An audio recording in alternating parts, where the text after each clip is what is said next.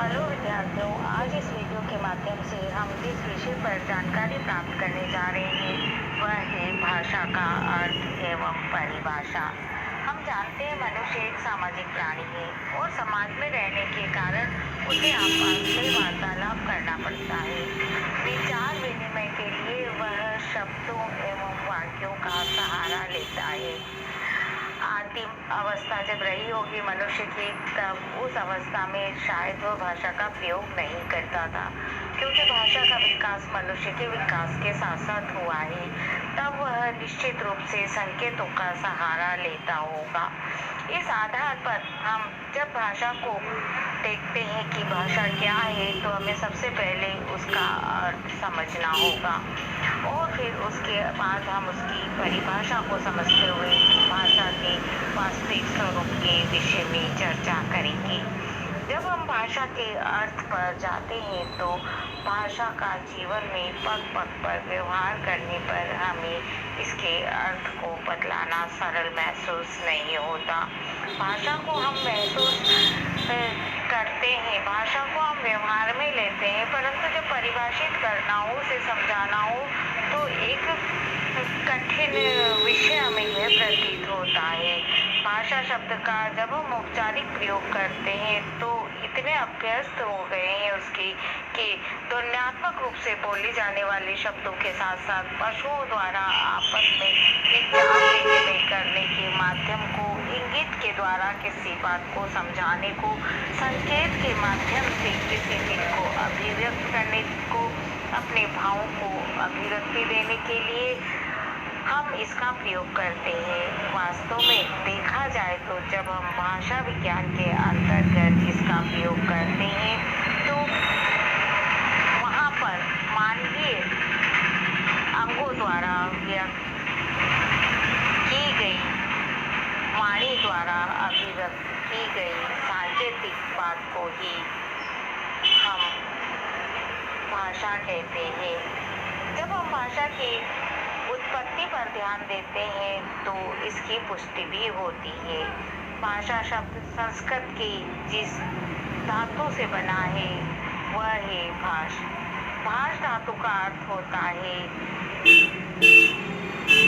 बोलना, व्यक्त या स्पष्ट उच्चरित वाणी। भाष्यते व्यक्त वाक् रूपेण अभिव्यंजते इति भाषा, अर्थात व्यक्त वाणी के रूप में जिसकी अभिव्यक्ति की जाती है उसे ही भाषा कहते हैं। वस्तुतः इस रूप में जब हम देखते हैं तो भाषा मानवीय व्यक्त वाणी का ही ग्रहण रूप होता है। हम इसकी परिभाषा को समझते हुए इसे और ज़्यादा स्पष्ट करने का प्रयास करते हैं।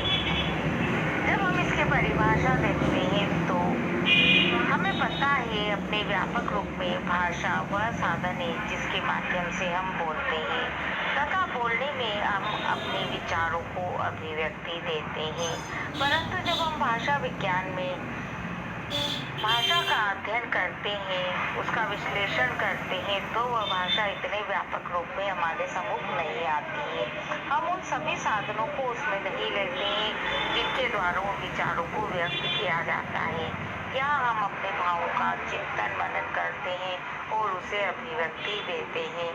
भाषा उसे कहते हैं जो बोली और सुनी जाती है। यह बोलना पशु पक्षियों का नहीं, गूंगे व्यक्तियों का नहीं, वरन केवल मनुष्यों का होता है।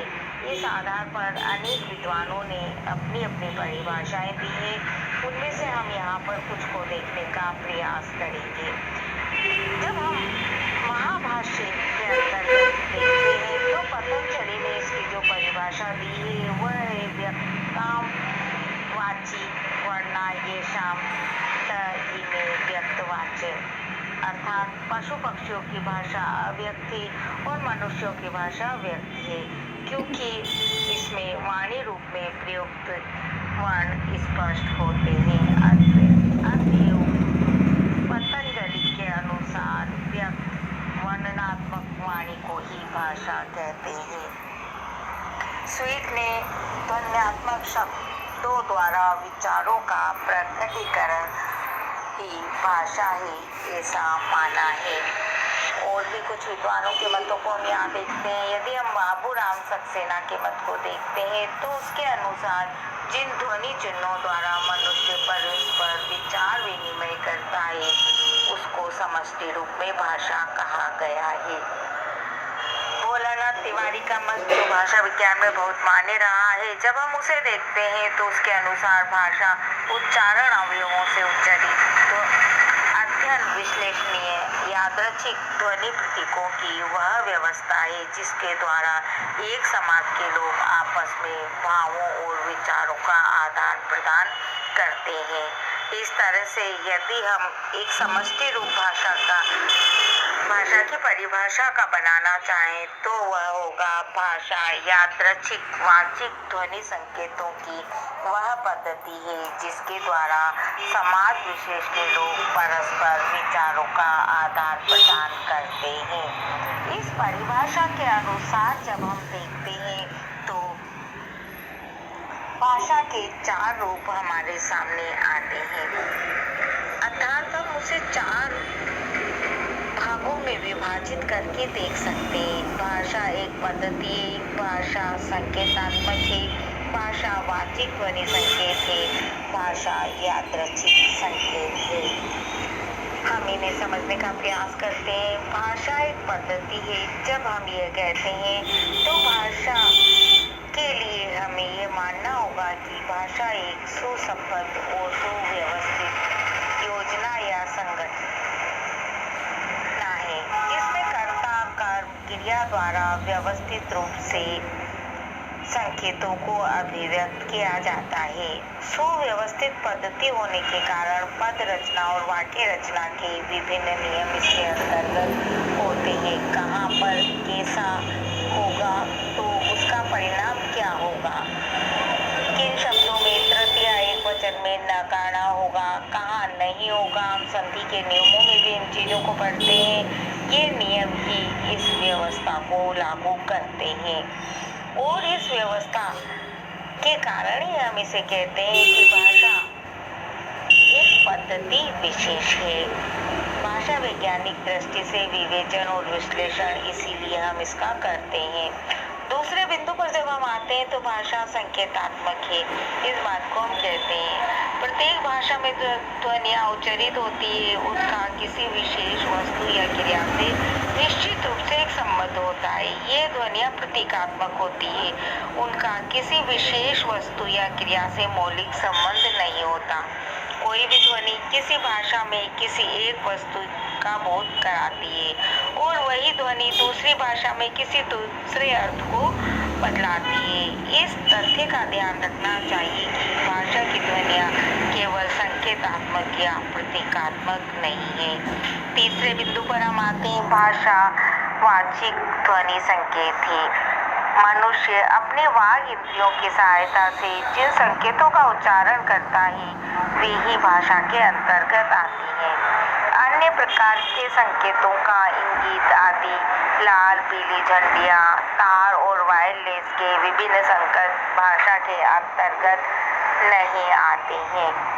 भाषा के अंतर्गत इन्हें हम शामिल नहीं करते हैं क्योंकि ये मनुष्य के मुख से निकली हुई ध्वनियाँ नहीं होती हैं। वाचिक ध्वनि संकेत सूक्ष्म अति सूक्ष्म मूर्त और अमूर्त दृश्य और अदृश्य अनिर्वचनीय और अनिर्वचनीय सभी प्रकार के भावों की अभिव्यक्ति में पूर्णतः समर्थ होते हैं। इसीलिए मनुष्य के द्वारा मुख से निकले हुए ध्वनि संकेतों को ही हम भाषा के अंतर्गत स्थान देते हैं।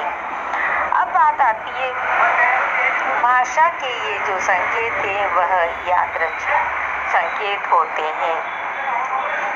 विभिन्न भाषाओं का अध्ययन जब हम करते हैं तो यह पूर्णतः स्पष्ट होता है कि भाषा में जिन ध्वनि संकेतों का उपयोग किया जाता है वह पूर्णतः यादृच्छिक होते हैं अर्थात ऐच्छिक होते हैं। किसी भी विशेष ध्वनि का किसी विशेष अर्थ से मौलिक या दार्शनिक संबंध नहीं होता।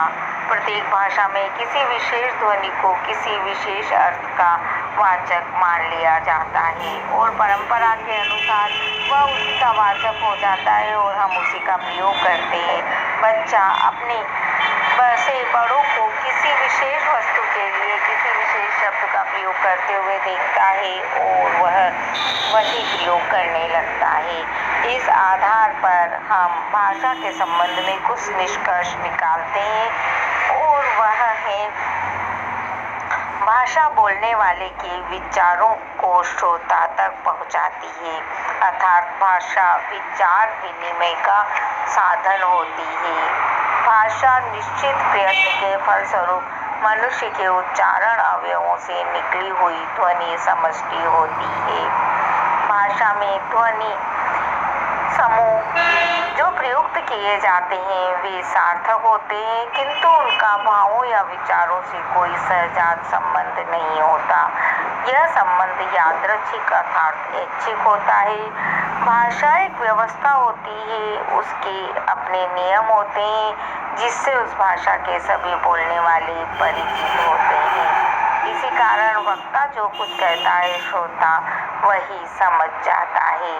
भाषा का प्रयोग समाज विशेष में होता है, इसी में वह बोली और समझी जाती है। इस आधार पर इस तरह हम कह सकते हैं भाषा एक व्यवस्थित पद्धति है जिसमें ध्वनि संकेतों के आधार पर अपनी भावों को अभिव्यक्ति दी जाती है। आप इस वीडियो को लाइक करें, शेयर करें, सब्सक्राइब करें। धन्यवाद।